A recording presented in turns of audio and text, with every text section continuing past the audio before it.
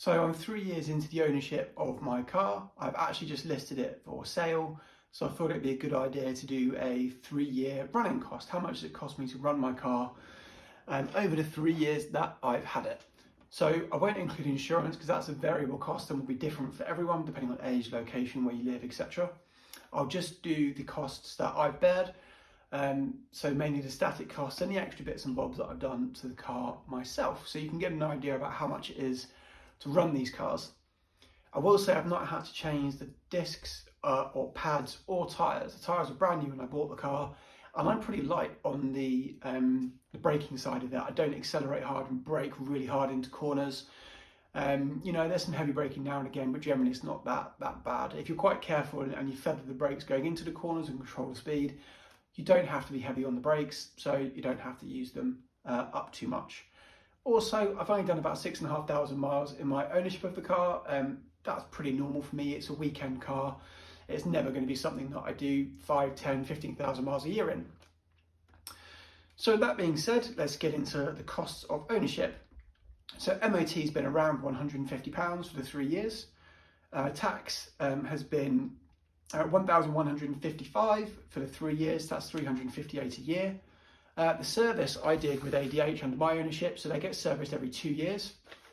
But my service was quite expensive, so I had I need to replace my back right caliper, I think it was. So the bleed nipple sees on these and they snap. You can actually bore out the hole and re-tap it, but this company didn't even give me that option, which is a bit frustrating. So I had a new caliper, which was £425 and 71p. And also I did the PDK oil change. So this includes a filter change, which is a part of a whole sump that sits at the bottom of the PDK gearbox, and it takes a colossal amount of oil. So that cost me £793 just to do that as a part of this service. And then you've got things like dry belts, brake fluids and other things.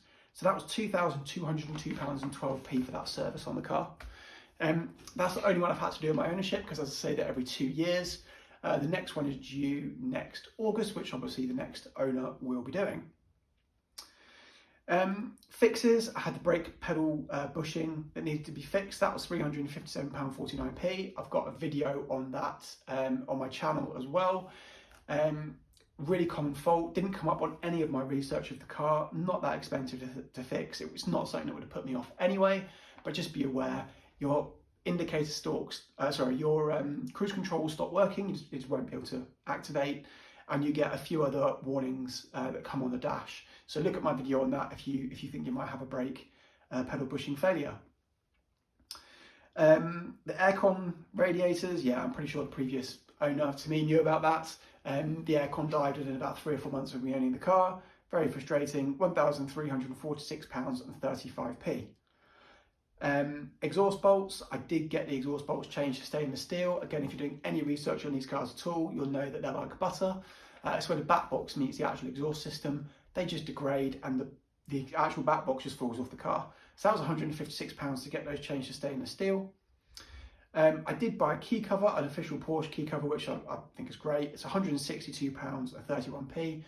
Bit of a lavish expense to cover your key, but I like it and it looks good, and new owner I'm sure will like it as well.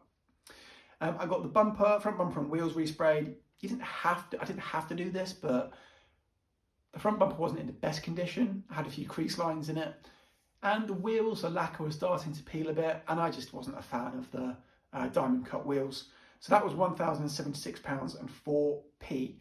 And then I also spent £150 getting the rear lights tinted, and that was with a PPF tint. So in total, £6,755 and 31p for me to run the car over the last 3 years. I did have the hard drive for the map fail, but thankfully someone local to me was able to give me a solid state drive, play the maps, put it on. I don't know how much that would have cost if you'd have had to do that somewhere else. So I haven't included that in here because it was done for free and I don't know how much that would have cost. As I mentioned, I haven't had to change tyres, pads or brakes. All the other issues that you're aware of on these cars, like the exhaust valves, have been absolutely fine on mine because my car is stored in a garage where it's dry and pretty warm.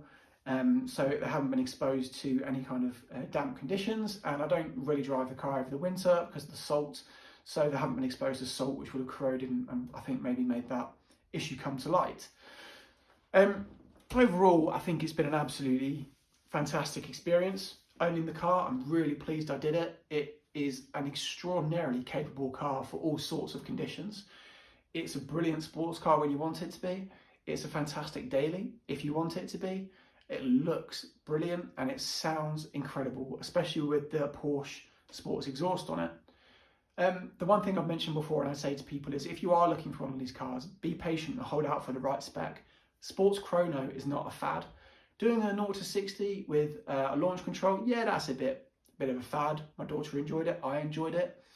But the change in the way the car behaves with the throttle mapping and the gearbox mapping, when you put it into Sports Plus and manual mode specifically, when you're under hard acceleration, you pull the paddle, it literally gives you a shunt up the back. It tightens up the whole gear train. It's just brilliant. Things like Bose, I don't care what anyone says, you do want a decent sound system. They're quite noisy cabins. You do need Bose. Extended leather, if you don't get extended leather, it looks very cheap inside the cockpit. If you've got PDK, you want the flappy paddles on the sports steering wheel, and so on and so forth. It is really worth waiting for the right spec if you're looking for any Porsche.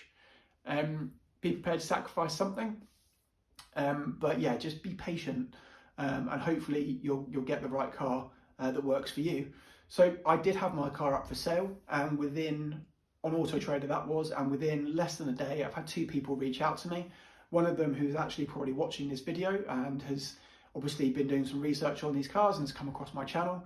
So if you are watching this, Tom, hi. I hope our deal goes through. I'll find out next week. I think you'll be getting a great car if it does. But I will be genuinely sad to see it go. I think after 3 years, I'm kind of done. That's as long as I own most cars. So for me, it's kind of a bit of a gap now, a bit of a break in ownership of cars, probably for about a year. But that leaves me time to buy another watch. So stay tuned. I'm pretty sure I'm going to have another watch before the end of the year.